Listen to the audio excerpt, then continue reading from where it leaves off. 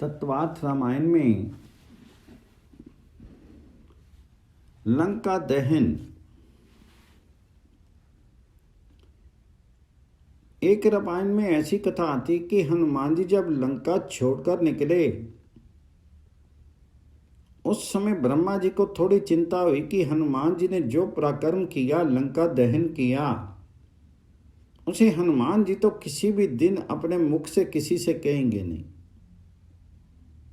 राम जी जब पूछेंगे तो इतना ही कहेंगे कि मैं यहाँ से लंका गया, माता जी को प्रणाम किया और आश्वासन देकर के वापस लौट आया। इसके अलावा कुछ नहीं कहेंगे। पर लंका में इन्होंने जो पराक्रम किया उसकी खबर राम जी को अवश्य पड़नी चाहिए। हनुमान जी आत्म प्रशंसा कभी करते नहीं। आत्म प्रशंसा यह मरण है। मैंने ये किया, मैंने वह किया, ऐसा जो कहते हैं उसके पुण्य का नाश होता है। ये तो परमात्मा श्री राम ही जीव को शक्ति बुद्धि दे करके उनके हाथ से महान कार्य कराते हैं। ब्रह्मा जी ने पत्र लिख करके हनुमान जी को दिया और कहा ये पत्र लक्ष्मण जी को दे देना। लक्ष्मण जी ये पत्र पढ़ लेंगे। पत्र में ब्रह्मा जी ने हनुमान जी के पराक्रम का, हनुमान जी की अलौकिक बुद्धि शक्ति का वर्णन किया था। हनुमान जी ने श्री सीताराम जी के नाम का जय जयकार किया और ये जय जयकार का शब्द बानरों के कान में आया। नाघी सिंधु यही पार ही जावा, शब्द किलकिला कपिहिन सुनावा, हर्ष से सब बिलोकी हनुमाना, नूतन जन्म कपिन तब जन। शब्द सुनकर के वानरों को विश्वास हो गया कि हनुमान जी काम करके आगे मालूम होते हैं। सब आतुरता से हनुमान जी की प्रतीक्षा करने लगे। इतने में तो हनुमान जी के दर्शन हो गए। हनुमान जी समुद्र किनारे पर्वत के ऊपर उतरे। वानर दौड़ते हुए गए, हनुमान जी को कंद मूल फल अर्पण किए। कोई वानर हनुमान जी के चरण पकड़ने लगे तो कोई हाथ, कोई पुच्छ पकड़ने लगे। सबको ऐसा अनुभव हो रहा था कि हनुमान जी ने हमको प्राण दान दिए। इतना काम करके हनुमान जी लौटे हैं। हनुमान जी ने वानरों को वंदन करके कहा, माता जी आनंद में हैं, मैं सब कुछ देख करके आया हूं, तुमको आश्वासन देता हूं। माता जी सतत ध्यान करती हैं, जप करती हैं। माता जी का दर्शन करके मुझे बहुत आनंद हुआ। सभी वानर राम जी के पास जाने को निकले। मार्ग में सुग्रीव जी का मधुवन आया। सुग्रीव के मामा दधिमुख इस मधुवन की रक्षा करते थे।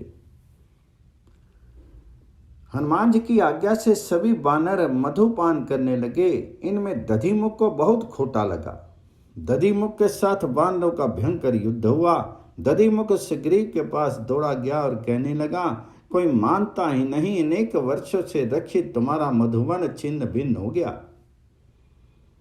सुग्रीव को विश्वास हो गया कि ये लोग काम करके आए हैं, इसी से मधुपान कर रहे हैं।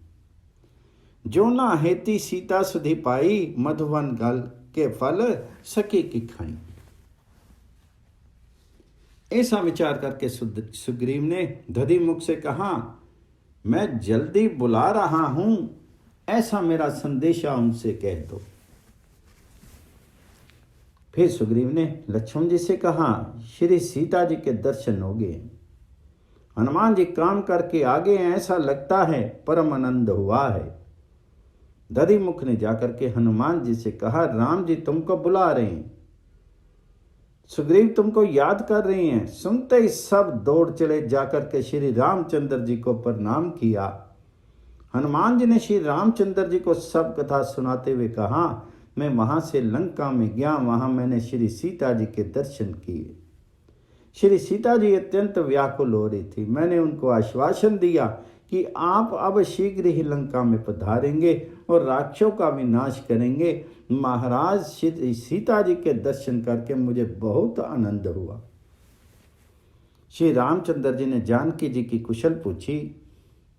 कहूँ तात के ही भांति जानकी, रहती करती रक्षा सब प्राण की।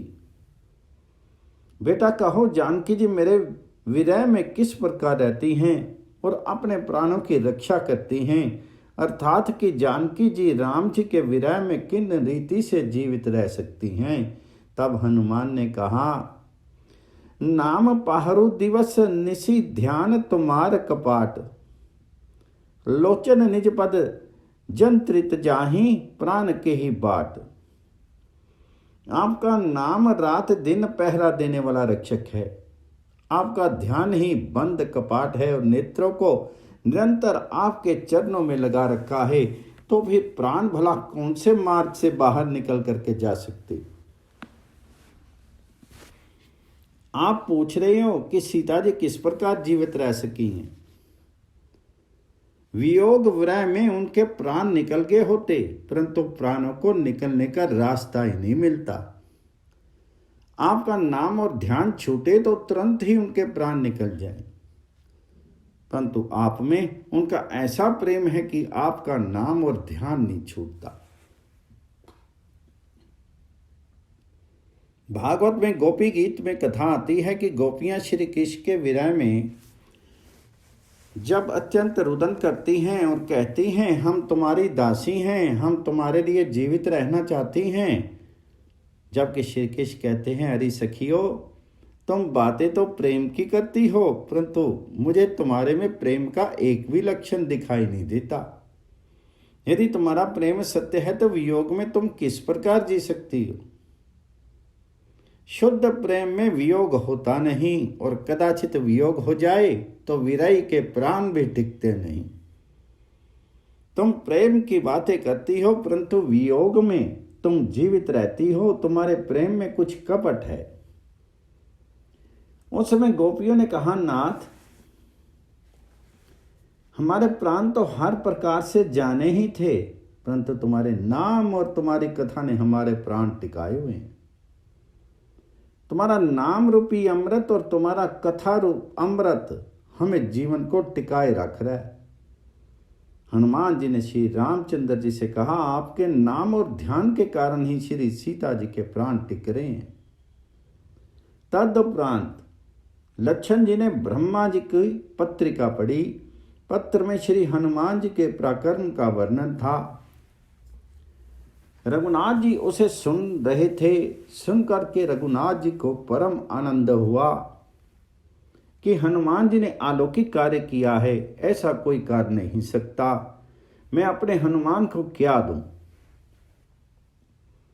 तो हनुमान जी के अनंत उपकार हैं। मालिक की आंखें भीनी हो गई। उन्होंने हनुमान जी से कहा, सुन कपि हितो ही समान उपकारी, नहीं को सुर नर मुनि तनुधारी। प्रति उपकार करो का तोरा, सन्मुख होई न सकत मन मोरा। सुनो सुत तो ही उरिनी मैं नाही, देखो करी विचार मन माही। हनुमान, तेरे उपकार का बदला किस प्रकार चुकाऊं। ऐसा लगता है कि कभी भी तेरे ऋण को नहीं चुका सकूंगा। श्री रामचंद्र जी ने हनुमान जी की इस प्रकार प्रशंसा की। तब हनुमान जी ने कहा, महाराज, मैं प्रशंसा के योग्य नहीं, ये तो आपकी कृपा से हुआ है। वानर में अकल ही कितनी होती है, केवल एक वृक्ष से दूसरे वृक्ष पर कुदान लगाने की। मेरे पास जो कुछ भी बुद्धि है, शक्ति है, वह आपकी कृपा प्रसादी है। सो सब तव प्रताप रघुराई, नाथ न कछु मोर प्रभुताई। हनुमान जी महाराज समुद्र का उल्लंघन करके गए। उन्होंने लंका में राक्षसों का विनाश किया। हनुमान जी को ये सब शक्ति कहाँ से मिली है? श्री नाम में से ही ये शक्ति मिली है। परमात्मा श्री राम कृपा करते हैं, तभी श्री राम नाम में प्रीति होती है। मनुष्य के अनेक जन्मों के इतने पाप हैं कि उसकी राम नाम में प्रीति होती ही नहीं। श्री राम नाम अतिशय सरल है। 12:30-1 बजे यहाँ से घर गया और 5 बजे के उपरांत आया। उस समय में राम नाम का कितना जप किया। घर जाकर के जिमीकंद और आलू का जप किया है। मनुष्य खाए ये खोटा नहीं, मनुष्य भूखा रहे, ये भगवान को सुहाता नहीं। गीता जी में प्रभु जी ने आज्ञा की है। अतिशय उपवास करके शरीर को और मन को अधिक पीड़ित करना नहीं, पर खाने में अतिशय मन भी रखना नहीं। मन परमात्मा में रखो, परमात्मा के नाम जप में मन को सतत पिरोए रखो। मनुष्य परमात्मा के नाम के साथ प्रीति करे तो ही उसके पाप छूटते हैं। पाप अधिकतर सभी करते हैं, पढ़े लिखे भी पाप करते हैं और बिना पढ़े लिखे भी पाप करते हैं। गरीब भी पाप करते हैं और श्रीमंत भी पाप करते हैं। अधिक तो क्या कहूं, कथा सुनने वाला भी पाप करता है और कथा कहने वाला भी पाप करता है। पाप उसका छूटता है जो परमात्मा के नाम के साथ प्रीति करता है। पुण्य करना यह थोड़ा सरल है, परंतु पाप छोड़ना यह अत्यंत कठिन है। मनुष्य एक और पुण्य करता है और दूसरी ओर पाप भी चालू रखता है। सब कुछ करते हुए हाथ में कुछ नहीं आता। बहुत सी पुस्तकें पढ़ोगे, उससे पाप छूटेगा नहीं। चारों धाम की तुम यात्रा करो, विष्णु याग करो, धर्मशाला बनाओ, पाप नहीं छूटेगा। पाप तो परमात्मा के नाम के साथ प्रीति करने से ही छूटता है। पाप पहले मन में आता है, पीछे वाणी में, और उसके उपरांत आचरण में आता है। पाप जन मन में आवे, उसमें ठंडे जल से स्नान करो और फिर परमात्मा का नाम स्मरण करो, कीर्तन करो, प्रभु से प्रार्थना करो कि हे नाथ, मेरा मन मेरे वश में नहीं रहता, नहीं, कृपा करो, मुझे बचाओ। सच्चे हृदय से प्रार्थना करोगे तो प्रभु रक्षा करेंगे। मन से शीश से पाप होने वाला है, ऐसा लगे तभी भगवान जी के नाम का कीर्तन करो। परमात्मा को साथ रख करके पाप करें, उसकी पाप की वासना छूटती है। पाप की आदत धीरे धीरे छूटती है। पाप की आदत छोड़ने का ये एक ही उपाय है। मन में पाप आए, खोटा विचार आए, आंख में विकार आए, उसमें परमात्मा के नाम अमृत का पान करोगे तो विषय तुमको नहीं पकड़ सकेंगे। भोगी मनुष्य किसी दिन योगी नहीं हो सकता। कली काल का मनुष्य भोगी है। वह योगी होना चाहे तो उसे जल्दी सफलता नहीं मिलेगी। कलयुग के मनुष्यों के लिए नाम अमृत ही एक सरल उपाय है। राम नाम करी अभिमत दाता, हित परलोक लोक पितु माता। नहीं कली कर्म ना भक्ति विवेकु, राम नाम अलंबन एक। परमात्मा की अपेक्षा भी प्रभु का नाम श्रेष्ठ है। जगत राम जी के अधीन है, परंतु श्री राम नाम के अधीन है। जहां नाम है वहां प्रभु को प्रकट होना पड़ता है। रूप तो परतंत्र है, परंतु नाम स्वतंत्र है। जहां वैष्णव प्रेम से श्री रामनाथ का जप करते हैं, वहां भगवान जी को प्रकट होना ही पड़ता है। थोड़ा विचार करोगे तो ध्यान में आएगा कि परमात्मा का स्वरूप जब नाम से प्रकट होता है तभी जीव को लाभ है। ईश्वर तो सर्वव्यापक हैं, सर्वकाल हैं, सर्वकाल में और सब ठिकाने विराजे हुए हैं, परंतु जीव के लिए इसका अधिक उपयोग नहीं। इस सर्वव्यापक परमात्मा को महापुरुष नाम से प्रकट करते हैं। निर्गुण निराकार ईश्वर सर्वकाल में है और संक्षेप और सब में है।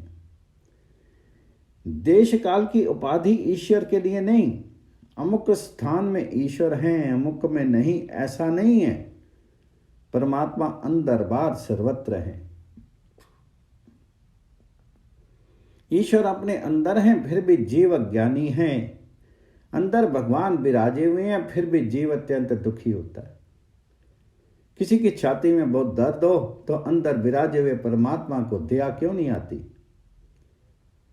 कोई बहुत रोता हो तो अंदर जो ईश्वर है वह उसका दुख क्यों नहीं दूर करता? निर्गुण निराकार ईश्वर ना तो दयालु है ना निष्ठुर ही है। ईश्वर अंदर है, फिर भी जीव दुखी है। जो भगवान अपना दुख दूर ना करे वह भगवान किस काम का।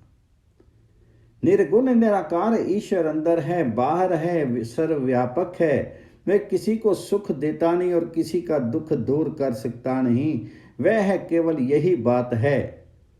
दीपक के प्रकाश में कोई बहुत रोता है तो दीपक को दया आती है क्या? दीपक निष्ठुर भी नहीं, दयालु भी नहीं, वह प्रकाश देता है। दीपक के प्रकाश में कोई पाप करता है या कोई पुण्य करता है। दीपक के प्रकाश में कोई हंसता है या कोई रोता है। दीपक कहता है कि मेरा इससे कोई संबंध नहीं, मेरा कोई मित्र नहीं, मेरा कोई शत्रु नहीं। अंदर तो भगवान विराजे हुए हैं। वह दीपक जैसा है, वह केवल प्रकाश देता है। वह तेजो में है, मन बुद्धि इंद्रियों को प्रकाश देता है। निर्गुण निराकार ईश्वर द्वारा कोई भी क्रिया नहीं होती। निर्गुण निराकार अंतर्यामी परमात्मा किसी का दुख दूर नहीं करते। जबकि मनुष्य भगवान तो दयालु हैं। सगुण भगवान जी तो दयालु हैं, पर सगुण परमात्मा अधिकारी जीव के ऊपर ही कृपा करते हैं। राम जी जब प्रत्यक्ष विराजते थे तब हम भी किसी न किसी स्थान में अवश्य थे ही, और होने पर भी अब वर्तमान में भवाटवी में भटक रहे हैं। राम जी का दर्शन अनेक जीवों को हुआ, परंतु सब के सब नहीं सुधर गए, सभी को मुक्ति नहीं मिल गई। अधिकारी जीवों को ही राम जी अपनाते हैं। सगुण परमात्मा कृपा तो करते हैं, परंतु कृपा करने से पहले थोड़ी कसौटी पर कसते हैं कि ये लायक है कि नहीं। शेर दो शेर साग खरीदना हो तो बहुत से आदमी पूरा बाजार घूमते हैं। एक साधारण वस्तु भी मनुष्य कसौटी पर कसे बिना नहीं लेता। तब सगुण परमात्मा कृपा करने से पहले थोड़ी कसौटी तो कसता ही है कि ये जीव कितना लायक है कि नहीं है। निर्गुण निराकार ईश्वर तो कृपा करता ही नहीं, सगुण परमात्मा जो अधिकारी जीव है उसके ऊपर ही कृपा करते हैं। जबकि श्री राम नाम तो अनअधिकारी को भी अधिकारी बनाते हैं। परमात्मा का नाम स्वरूप सबकी अपेक्षा श्रेष्ठ है। निर्गुण निराकार ईश्वर और सगुण साकार परमात्मा, इन दोनों की अपेक्षा भी नाम स्वरूप श्रेष्ठ है। निर्गुण स्वरूप सूक्ष्म होने के कारण आंखों को दिखता नहीं, हाथ में आता नहीं, उसका अनुभव बुद्धि से होता है। भगवान को सगुण स्वरूप इतना तेजो में होता है कि उस तेज को सहन करने की शक्ति अपने में नहीं। निर्गुण सूक्ष्म है, सगुण तेजो में है, इसलिए अपने जैसों को तो भगवान का नाम स्वरूप ही अति उत्तम है। भगवान स्वयं के स्वरूप को छुपा सकते हैं, परंतु अपने नाम को छुपा नहीं सकते। नाम स्वरूप प्रगट है। सुमेरियो नाम रूप बिनु देखे, आवत हृदय स्नेह विशेष। नाम रूप गति अकथ कहानी, समुझत सुखत न परति बखानी। अगुण सगुण बिच नाम सुसाखी, उभय प्रबोधक चतुर्दुबासी। तुलसीदास महाराज ने तो रामायण में श्री राम नाम को खूब प्रणाम किया है। राम जी ने अहिल्या का उद्धार किया, परंतु अहिल्या जी लायक थी, श्री रामचरण का स्मरण करती थी। श्री राम नाम दुर्बुद्धि अहिल्या का विनाश करता। राम एक तापस तिय तारी, नाम कोटि खुल कुमति सुधारी।